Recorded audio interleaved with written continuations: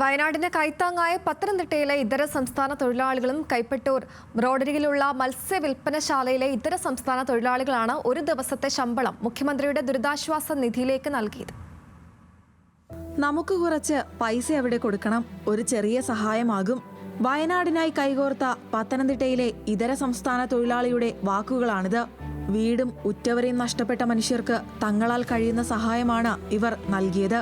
കൈപ്പട്ടൂർ റോഡിന് ഇരുവശവുമുള്ള 2 കടകളിലെ 16 തൊഴിലാളികൾ ചേർന്ന് സ്വരൂപിച്ച 15,000 രൂപയാണ് സർക്കാരിന് കൈമാറുന്നത്.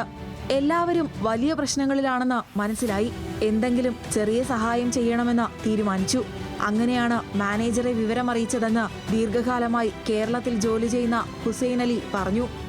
രാഹുൽ നമുക്ക് മാനേജറെ പറഞ്ഞു, എങ്ങനെ വന്നോ, ഞാൻ മാനേജർക്ക് പറഞ്ഞു നമുക്ക് കുറച്ച് പൈസ അവിടെ കൊടുക്കണം, സഹായമാവും, ഒരു ചെറിയ സഹായമാവും.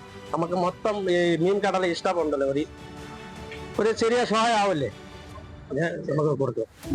2018 പ്രളയകാലത്തും സന്നദ്ധ പ്രവർത്തനങ്ങളിൽ അലി ഉൾപ്പെടെയുള്ള തൊഴിലാളികൾ രംഗത്തിറങ്ങിയിരുന്നു. ചൂരൽമലയിലെ ഉരുൾപൊട്ടൽ വാർത്തകളും വീഡിയോകളും ഫോണിലൂടെ കണ്ടാണ് ഇവർ മനസ്സിലാക്കിയത്. പിന്നാലെ ഒരു ദിവസത്തെ ശമ്പളം എന്ന ആശയത്തെ എല്ലാവരും പിന്താങ്ങിയതോടെ സംഭാവന തുക ഒരുമിച്ച് ജില്ലാ കളക്ടറേറ്റിലെത്തി കൈമാറാനാണ് തീരുമാനം. എങ്ങനെ കൊടുക്കണമെന്ന് അറിയില്ലായിരുന്നു. അപ്പം ഞാൻ പറഞ്ഞു കുഴപ്പമില്ല, ഞാൻ അത് നമുക്ക് കളക്ടറേറ്റിൽ കൊണ്ടു കൊടുക്കാം. അപ്പം അങ്ങനെ അവർ പറഞ്ഞപ്പോഴത്തേന് ഒരാളോട് പറഞ്ഞപ്പോൾ എല്ലാവരും ഓക്കെ, എല്ലാവരും പറഞ്ഞു എല്ലാവരും തരാം, ഒരു ദിവസം ശമ്പളം അവർ കൊടുക്കുക. അവർക്ക് ഭയങ്കര വിഷമമായിപ്പോയി.